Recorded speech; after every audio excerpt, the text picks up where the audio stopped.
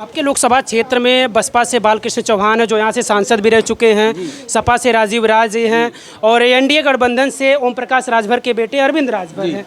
तो इन तीनों प्रत्याशियों में क्या उम्मीदें लग रही कि कौन आपके समाज के लिए, बुनकर समाज के लिए, इस मऊ घोसी के विकास के लिए कौन बेहतर काम कर सकता है? देखिए, बहुत पहले की बात है जब बालकृष्ण चौहान यहाँ सांसद हुआ करते थे तो एक्साइज ड्यूटी का मामला आया था।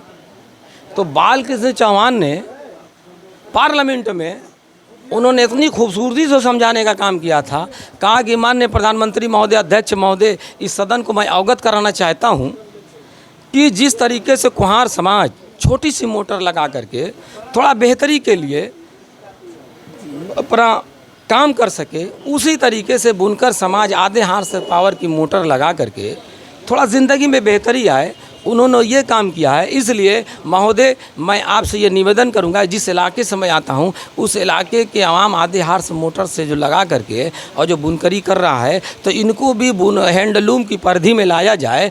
तो तमाम उस पर एक्ट में तमाम अधिकारियों ने, तमाम वहाँ लोग तालीम याफ्ता लोग रहते हैं वहाँ पार्लियामेंट में, उसको अध्ययन किए तो वह तमाम उस ज़मरे में नहीं आया। तो इन्होंने ही पार्लियामेंट में, ये बालकृष्ण चौहान ने बुनकरों के लिए उस समय आंसू पोंछने का काम किया था, जिस समय इन्होंने क्या विकास किया, क्या नहीं किया, ये नहीं किया, लेकिन बुनकरों की ज़िंदगी में बेहतरी के लिए बाली कृष्ण ने माँ पार्लियामेंट में बेहतर व्यवस्था उठाई थी। हमारे ओम प्रकाश राजभर जी से कोई बैर नहीं है, भाजपा से कोई बैर नहीं है, लेकिन ओम प्रकाश राजभर भी ये मंत्री थे, फिर इधर हुए, फिर उधर हुए, फिर मंत्री हैं। बहरहाल अगर जो कुछ करके दिखाते हैं तो बुनकर समाज किसी का बदुआ नहीं है, ये नहीं बुनकर समाज किसी के हाथ बीता नहीं है। अगर बुनकरों के लिए जो भी सरकार बेहतर कुछ करके दिखाए, बुनकर समाज उसके साथ चला जाएगा।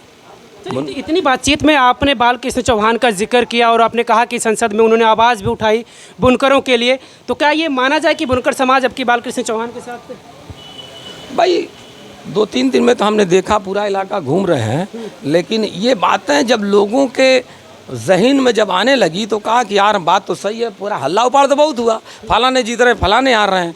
भाई मैं न सपा का हूँ, न बसपा का हूँ, न भाजपा का हूँ, और ना ही मैं भारतीय समाज पार्टी का हूँ, लेकिन ऐसी पोजीशन में तमाम बातें जब हो जाती हैं तो जब अस्थिर लोग बैठते हैं तो चर्चाएँ होती हैं। तो चर्चे में ये उठ के आ रहा है कि इन्होंने ही बेहतर तरीके से बुनकरों की बात पार्लियामेंट में रखी थी, तो क्यों ना इनको भी एक बार मौका दिया है। ऐसी चर्चाएं हैं, ये बात मैं नहीं कर रहा हूँ, आवाम में ऐसी कुछ चर्चा है। चर्चाएं तो बढ़ गई होंगी क्योंकि एक दिन बाद ही वोट करना है आप लोगों को, तो चर्चा तो काफ़ी बढ़ गई होगी कि किस तरफ रुख है अब की बार घोसी की जनता। और दूसरी तरफ ये देख रहे हैं कि दलित समाज का एक मुश्त 4.5-5 लाख वोट है और उनके समाज का कम से कम 2.5 लाख वोट है। तो देख रहे हैं, अच्छा उतना एक मुश्त किसी के पास वोट नहीं है, सबसे ज़्यादा वोट दलितों का है, दलितों का है।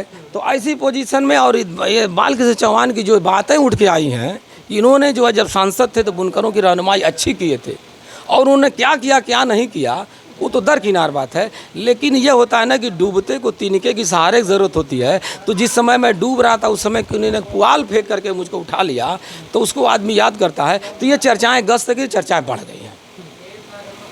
चलिए चर्चा उनसे बातचीत करते हैं। काफ़ी उम्र है, कितनी उम्र है दादा आपकी?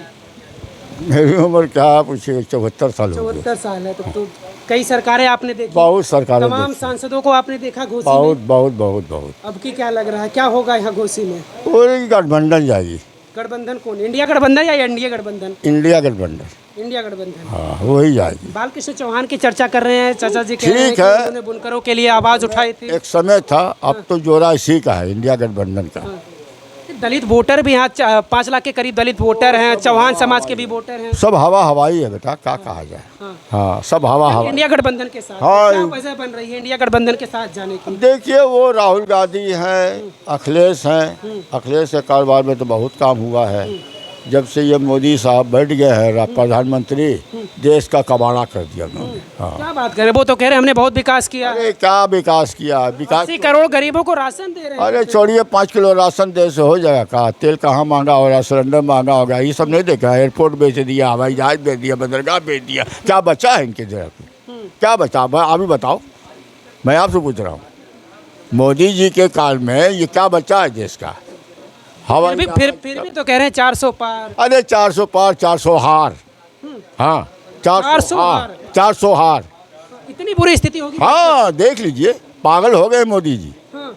कभी मंगलसूत्र पर जा रहे हैं, कभी भैंस पर जा रहे हैं, कभी गाय पर जा रहे हैं। कभी एक्सरे मशीन लेके मगर सूत्रे निकाल ले रहे हैं। क्या बच्चा है इनका?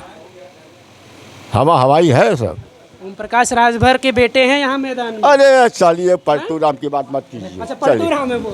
चलिए। सभा क्षेत्र में थे, एक बुनकर समाज के प्रदेश अध्यक्ष हैं, इनसे हमारी बातचीत हुई और एक चाचा भी मिल गए, उनसे भी बातचीत हुई। तो साफ तौर से इनका कहना है कि बुनकरों के लिए अगर किसी ने कुछ किया है तो वो बालकृष्ण चौहान ने किया है। वो संसद में आवाज़ उठाते हैं बुनकर समाज की, बुनकर लोगों की, और कह रहे हैं कि अब की भी कहीं ना कहीं रुख बुनकर समाज का बालकृष्ण चौहान यानी बसपा की तरफ दिख रहा है। हालांकि इनको वोट करना है कल परसों 1 तारीख को उनको वोट करना है, उसके बाद 4 जून को नतीजा आएगा। नतीजा जब आएगा तो साफ साफ दिख जाएगा कि आखिर घोसी की जनता ने या देश की जनता ने किसको चाहा और किसको बनाया प्रधानमंत्री। वैसे आपका क्या ख्याल है? हमें कमेंट करके प्रतिक्रिया जरूर दीजिएगा। बहुत बहुत शुक्रिया।